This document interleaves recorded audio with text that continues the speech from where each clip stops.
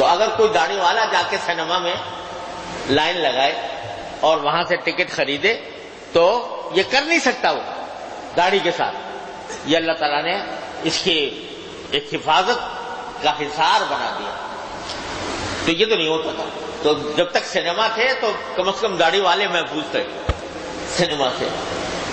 لیکن مصیبت اب آ گئی ہے اس موبائل ٹیلی فون کی, اسمارٹ فون جس کو کہتے ہیں اسمارٹ فون, اور اس کو عربی میں ترجمہ کیا جاتا ہے الہاتف الذکی. اس کا ترجمہ کیا جاتا ہے عربی میں الہاتف الذکی. اب وہ ذکی ایسا ہے کہ اس میں دنیا بھر کا کوڑا کرکٹ جمع ہے, اور اب کسی کو فحاشی اور عریانی کے متلاشی کو سینما میں جانے کی ضرورت نہیں ہے, اس کی جیب میں پڑا ہوا ہے, اور خلوت میں ہوگا.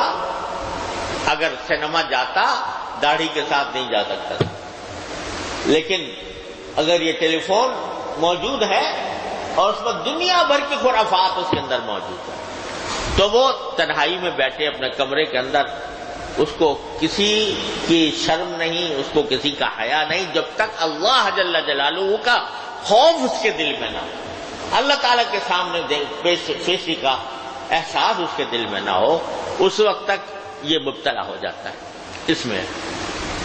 تو میرے بھائیوں, یہ اس دور کا بہت بڑا عظیم فتنہ ہے جس کے اندر ہم لوگ مبتلا ہو گئے ہیں. اور ایسا کوئی اللہ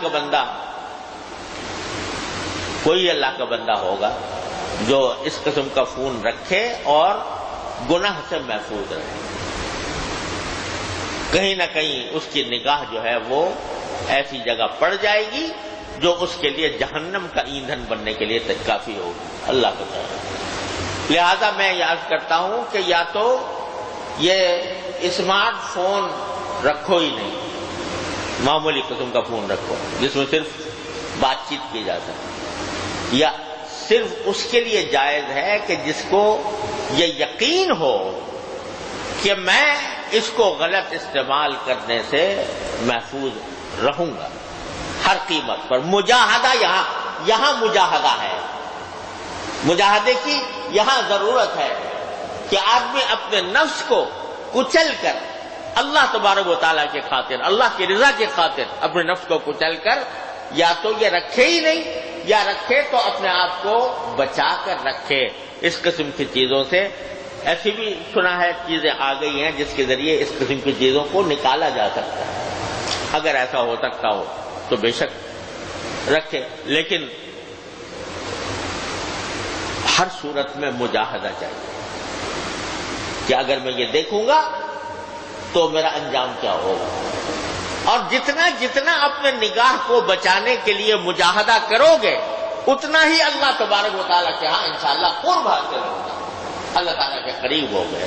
جب نگاہ کو محفوظ رکھنے کے لیے بندہ اللہ کے لیے اپنے جذبات کو کچلتا ہے اور اپنی دل کی خواہشات کو قربان کرتا ہے تو اللہ تبارک و تعالیٰ کا قرب اس کو حاصل ہوتا ہے, اللہ تعالیٰ کے ساتھ تعلق مضبوط ہوتا ہے, اس کے دل میں ایک نور پیدا ہوتا ہے. یقین رکھو کہ آنکھوں کا غلط استعمال انسان کے دل میں ظلمت ہی ظلمت پیدا کرتا ہے, ظلمت ہی ظلمت پیدا کرتا ہے. اس ظلمت کی نحوست یہ ہوتی ہے کہ انسان کو نیکی کی توفیق میں بھی کمی ہو جاتی ہے اور مزید گناہوں کے اوپر جرأت بڑھ جاتی ہے. اس تاریکی سے, اس اندھیرے سے, اس ظلمت سے اپنے آپ کو بچاؤ, ہر قیمت پر بچاؤ.